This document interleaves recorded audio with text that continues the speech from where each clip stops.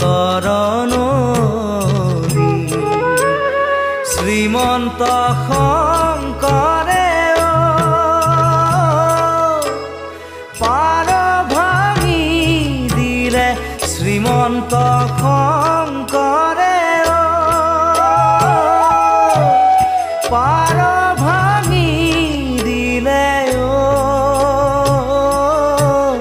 বহে ব্ৰহ্মাণ্ড কভেৰি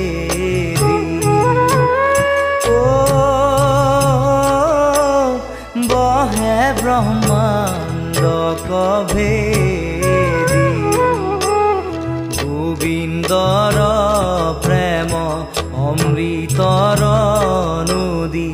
বহে বৈকুণ্ঠৰ পৰা চাৰি পুৰুষাৰ্থ